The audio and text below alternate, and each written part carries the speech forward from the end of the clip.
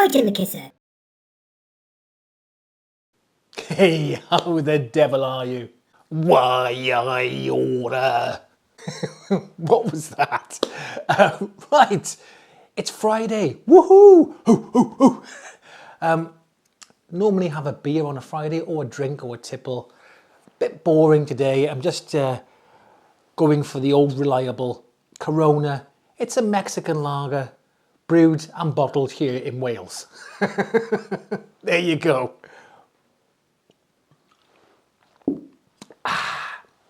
Remember, drink responsibly. Okay, so what do we have today? We've got Q Acoustics new range of subwoofers. Well, one of them anyway.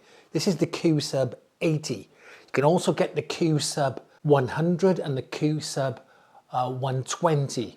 The 80 has an 8-inch woofer, and the 100 has a 10-inch woofer, and the 120 has a 12-inch woofer. Flippin' heck, I'm struggling saying that.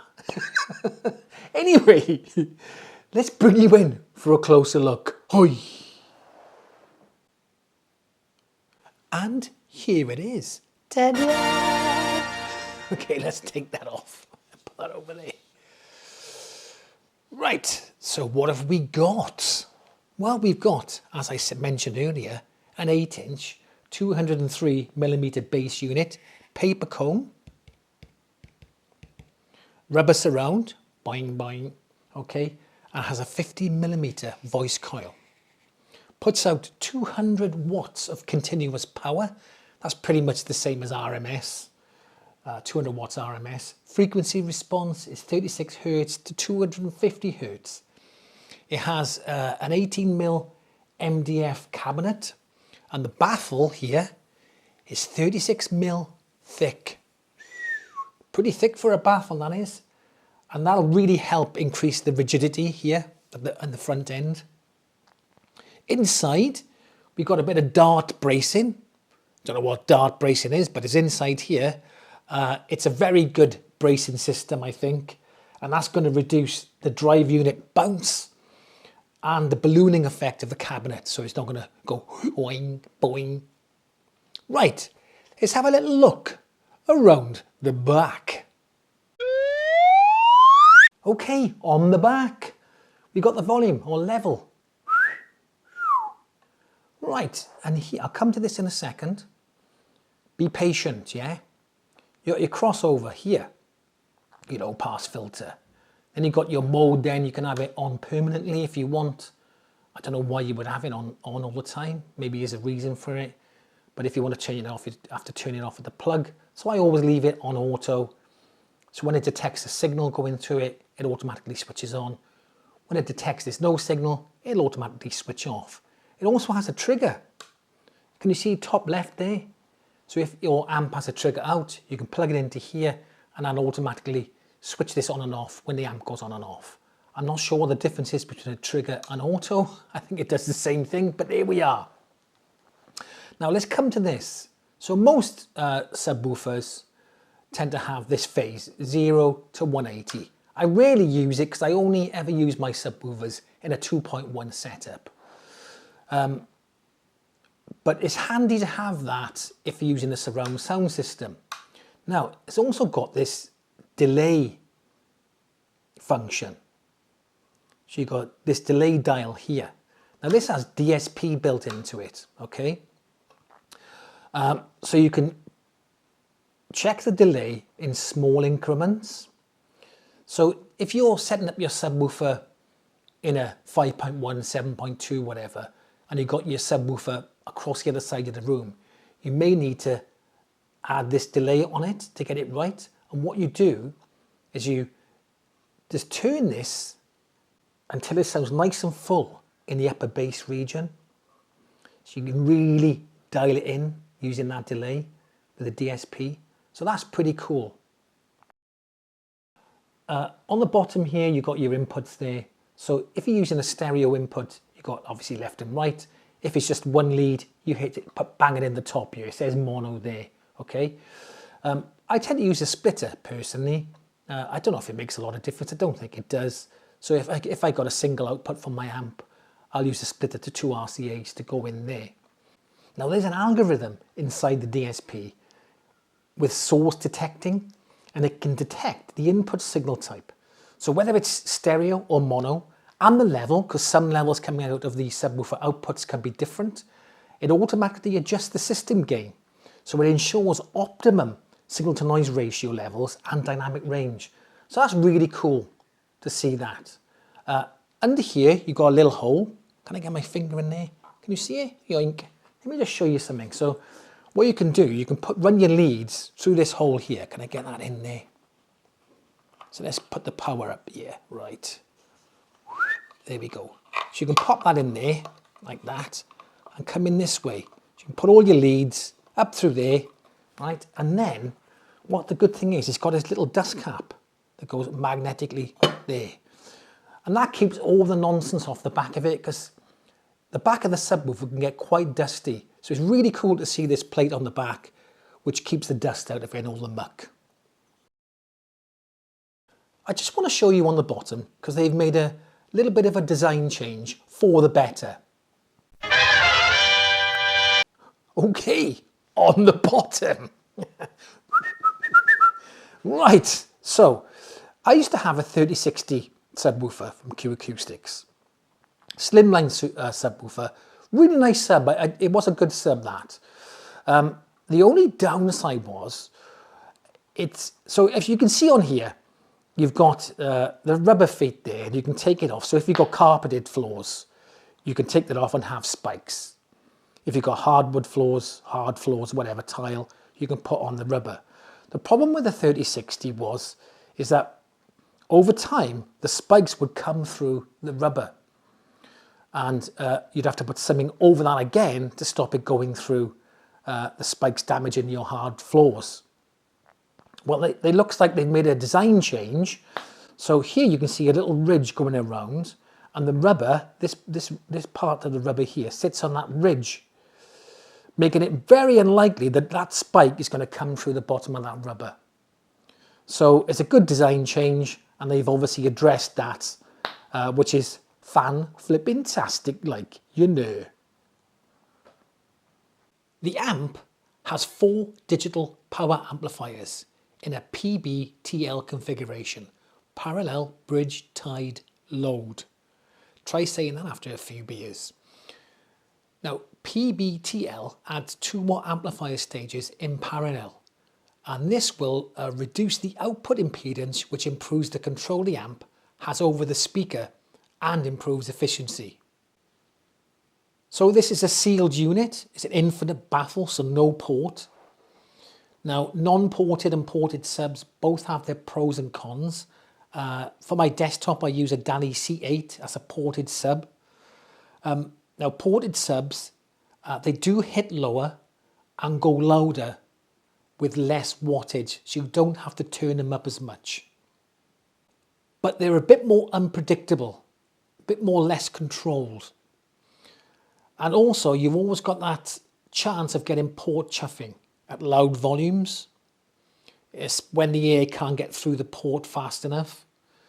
And you get that port chuffing sound. It's a bit like when you're driving on a fast road doing 70 miles per hour, 110 kilometers an hour, and someone in the back opens a window and you go,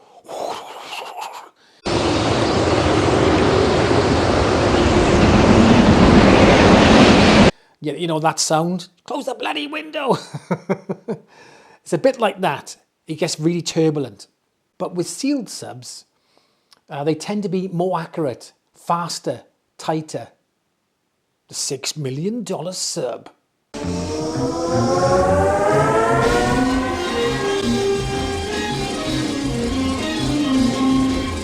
Don't worry, it's not $6 million. It's £599, this one is. But you might not get that reference unless you're a certain age. There we are. Yeah, and they have a smoother roll-off. So it's very easy to overcome the loudness bit. You just turn the volume up more. It's got plenty of power. So you find with a sealed sub, you have to turn it up a little bit more to get the same power out of it as you do with a ported sub. Right, so how does it sound? Awesome! That's the end of the video. Bye. Okay, no. So I connected it up to, so currently I'm reviewing the IEMA T20 preamp and A20 amplifier. That review will be out next week. It's being released next week, so hopefully a week today, maybe next Friday. So look out for that, so make sure you're subscribed. Yeah, connected that up to that. The reason I used that amplifier specifically was because it has a high pass filter. So I wanted to use a high pass filter to get the best out of this sub. The speakers I used were the Q Acoustics 5020s, which I reviewed last week. So that they were still here, so I thought I'd use them. Also what I did, and I do it all the time, whenever I use a sub, I always block up that bass port. Luckily, Q Acoustics do include port plugs in with the speakers, so I was able to block up the bass port. The Danny's I got over there, Danny Spectre 2s, don't come with port plugs, so I had to use a pair of old socks. Didn't wash them first though, okay? I didn't really, no I did. Didn't. So, yeah. So when I set the crossovers, I tend to leave a bit of breathing space. A lot of people say just set them 80 to 80. So the high pass to 80, low pass to 80. If any of you watched my channel previously, I tend to set the low pass to about 70 and the high pass to about 80. That's my preference. I prefer it, you may not. It's always best to experiment. But I've said before that, you know, normally there's a minus 12 dB slope on a high pass and low pass. Some of them can be 24, some of them can be 6, but normally it's minus 12 dB. And ideally you want to cross over at minus 3 dB, but how do you know for that definite?